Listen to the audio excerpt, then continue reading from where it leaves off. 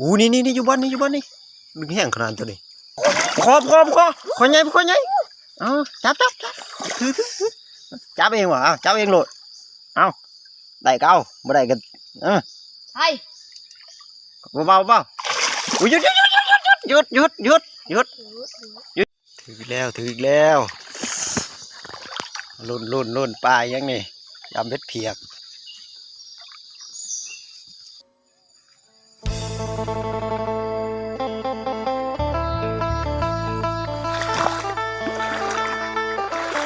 ได้ตอนนี้ลุ่นอีกด้วยเสือพวกเข่งเนาะเสือพวกเข่งปานได้เลยเบ็ดเพียกเสือเข่งนี่โอ้ยลุ่น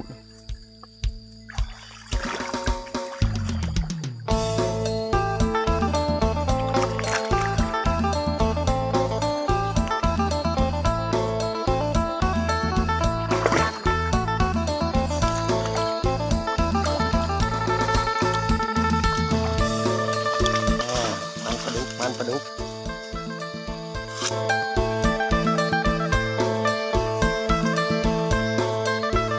ก็เลยกิน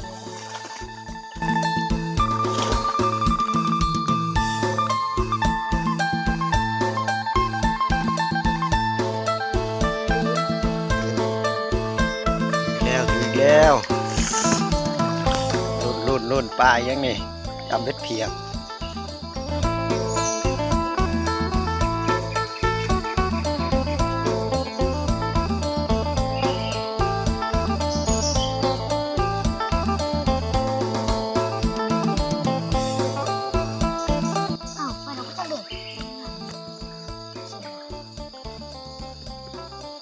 ไปเลยสมบูรณ์ยังสิไปไว้ว่าเกี่ยวลูกขึ้นมา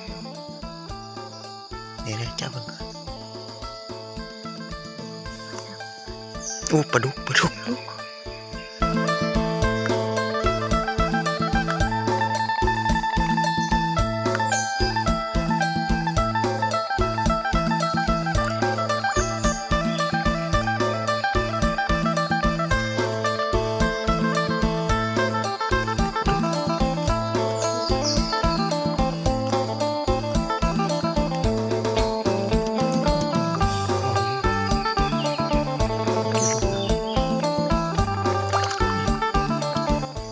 อย่าจับปลาดุกปักมือมันเจ็บไปแล้ว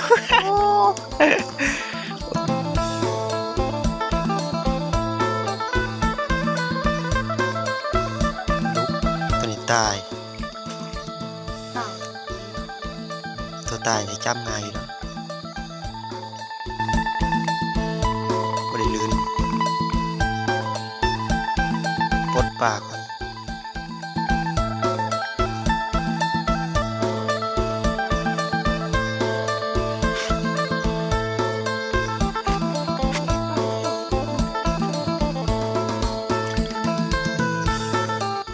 สมวแกงหอยสมวน้ำพริกแกง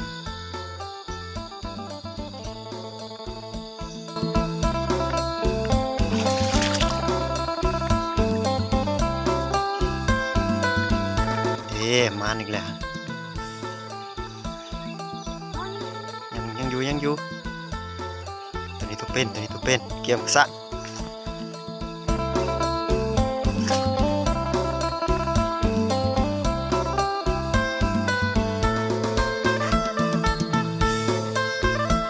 ก่อน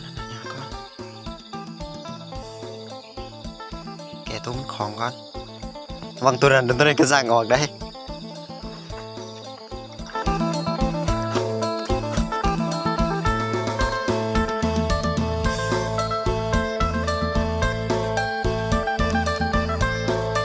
สั่ง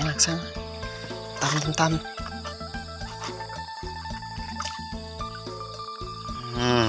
ร้อยยามต่ออีกงานปลาดุกเหลือ3 ตัว 4 ตัวลุกไปตัวนึงอุ้ยปีงโอ้ตัวใหญ่ขนาด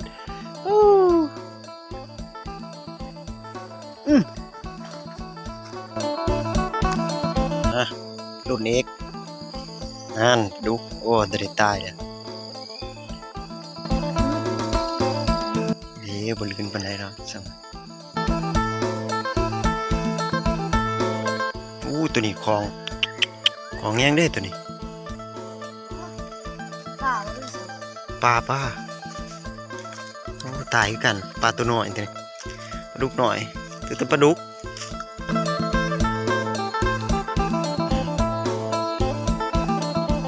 ตายตัวนี้ใช่ไหมถือแต่รอบดึกแกงคุณน้ำแต่แกง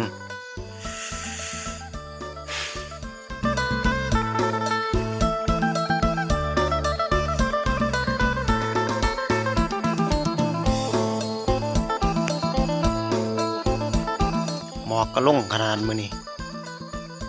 มีอย่างปีก็ไปตะพีเลยดุนนี่นะคุณพ่วมตะกอนจวดเมื่อไหร่ป่าว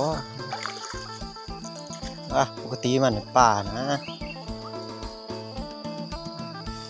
ว้าป่าขยงตัวคุณว่าดึงแห้งเติบนะดึง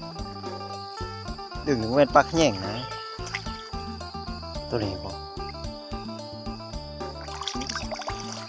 ดึงบ้งแห้งเติบเลย โอ้ตัวนี้เด็กตัวนี้ ใช่ปลาดุกปลาดุกติดนะ มาดึงว่าเวรมันตัวนี้ แม่นบอก ทั้งหนาพุ่น ทั้งหนาหัน หนึ่งโตปลาดุกตัวนี้ ดึงให้เด็ก ใช่ ดึงให้ ต้องเพลงก่อนนี่ปลาดุกปลาขยงตัวนี้ปลาขยงจะได้ดึงแห้งมาเอาตัวดึงแห้งก่อน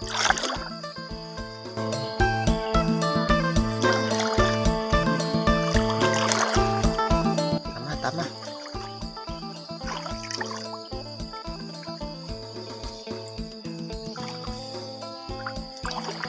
เป็นล้าง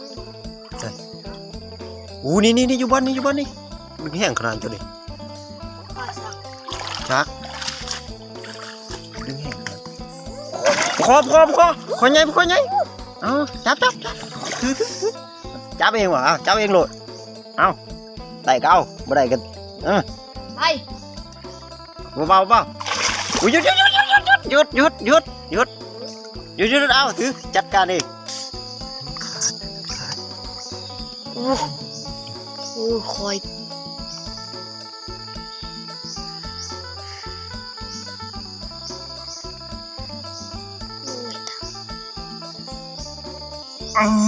ได้แล้วนี่ขอใหญ่ เฮ้ยขยาย อย่าเติบ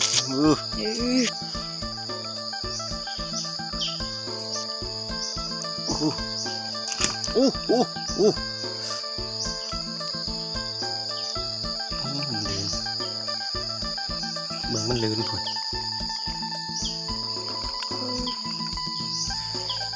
ก็คอดูคนแก้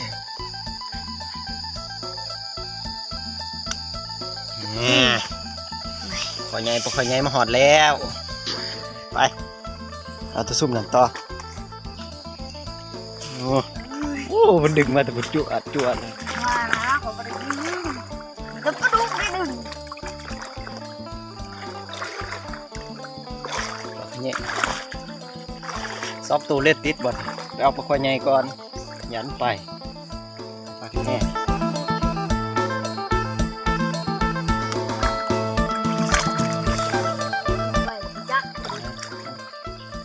มันตายก็ดูพูดตัวนี้มั้งตายตัวนี้แหละตายแล้วตัวนี้ปลาแง่มันยังเป็น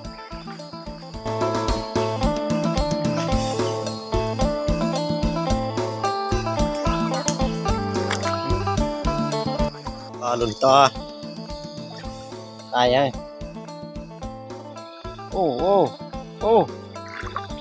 กระดุกไข่ฟ้ากระสัง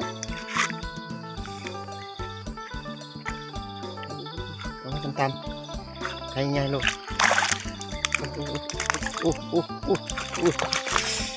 กล้าจับ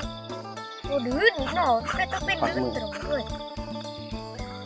แกได้บ่ของบนนี้นะในรุ่นนี้นะเบิ้งรุ่นเบิ้งไปโอ้ยโอ้ยประกองคือแท้โอ้ย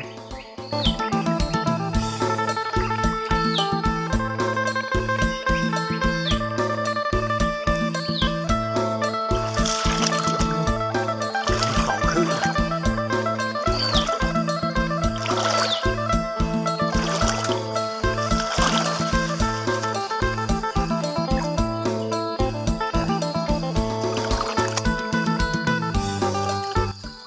ไปรุ่นบ่ของยังของเล็ก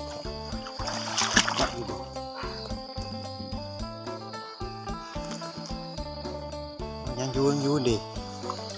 ปลาตายได้แต่เด็โอ้ยปีก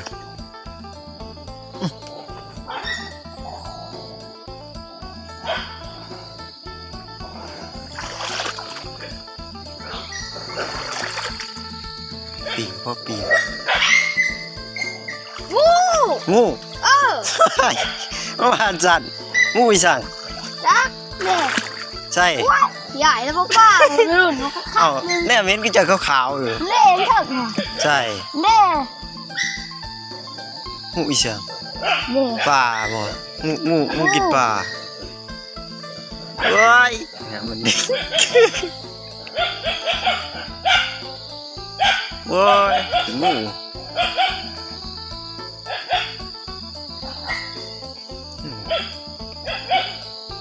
งูยังวะงูกินปลางูตัวเดียวเราถึงหมองอุ้ยตัวใหญ่ขนาด แป้งข้าวก็ป้าไป จับถือบันไดมันนะ บ่ได้ถือนะผู้ร้องไปไปแล้วไม่ต้องรุมเลย ในปดตัวนี้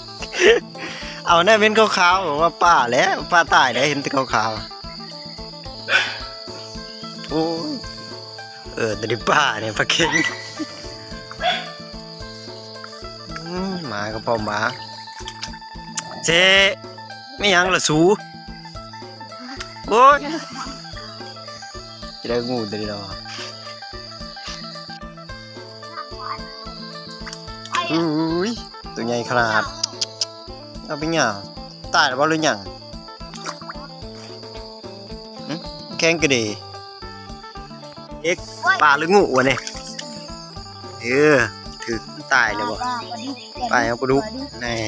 แต่ว่างูอีก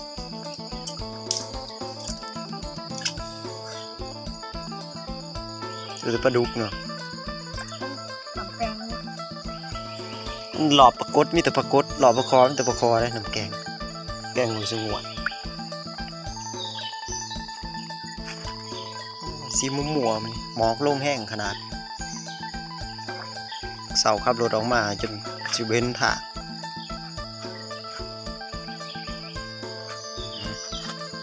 มันแต่ปลาดุกมันนี่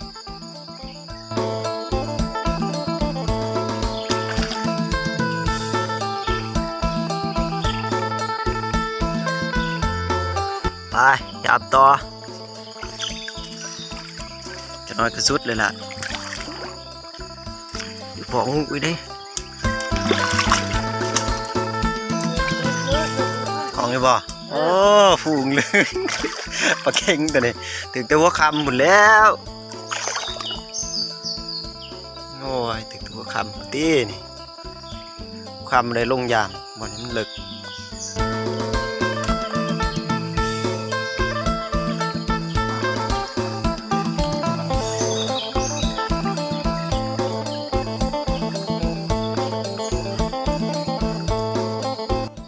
ดำป่ายัง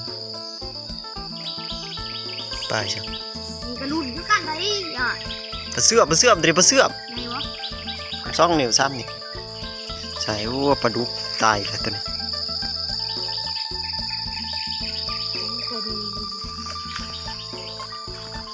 นี่ปลาเสื่อมนี่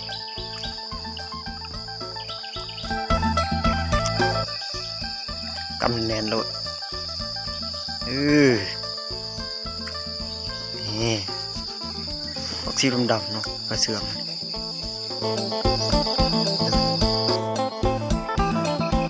เป็นตะมีหลุนอยู่นี่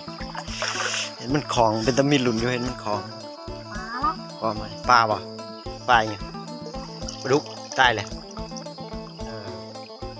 ตายสิปลดง่ายเนี่ยตัวเป็นตีบกล้าปลดมันนี่มานอยู่ได้นี่ใส่เพียก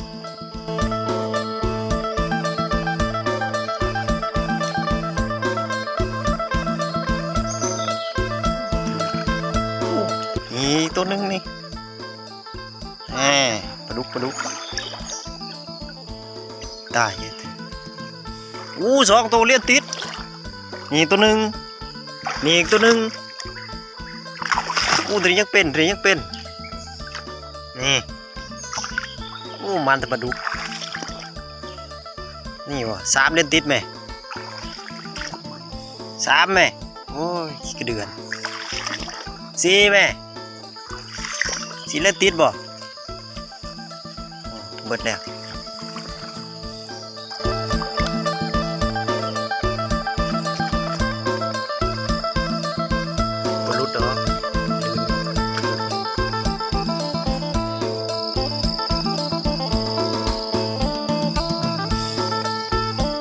ว่าอีกปลาดุกโอ้ย ตัวใหญ่เช็คถึ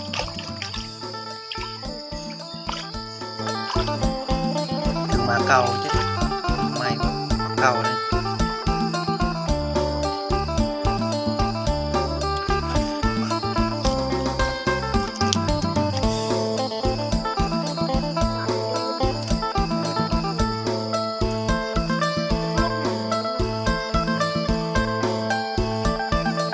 ใช่ยามเบ็ดจนกระสั่งดูผืนไล่ได้ครึ่งขนาด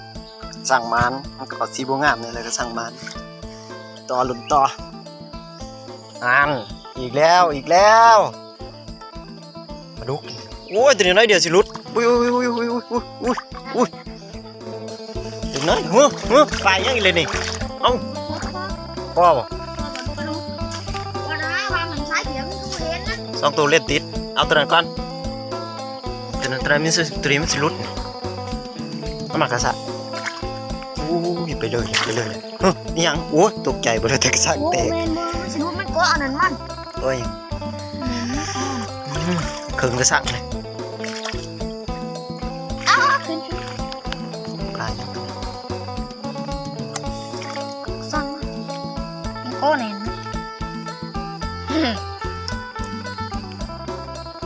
ใครเองหรอกจับไปดีได้ปักมือได้เสียวเถอะไปดูปลดได้บ่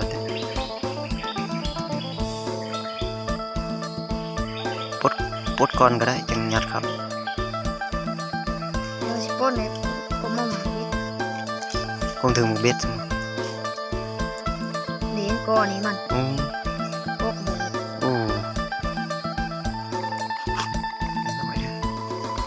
ก็มันสิโดดคอใหญ่ตัวนึงกันตะกี้สำนีหน่อยๆดอกเดี๋ยวนี้หายากแล้วเดี๋ยวนี้คอใหญ่โอ้ยกะแล้วคอกลางปล่อยมันคอกลางเอาหรอกถือว่าคอกลางเอาบ่เอาปล่อยถึงเบิดคอกลางโอ้ยดื้ออีกแน่นบ่คอกลางเอาห่างดึงดิกลางปล่อยมันคอกลางใช่ปล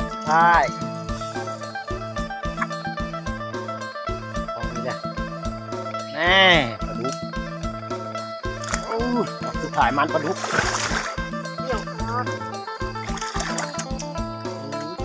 จบกับการยามเบ็ดเพียบสุดแล้ว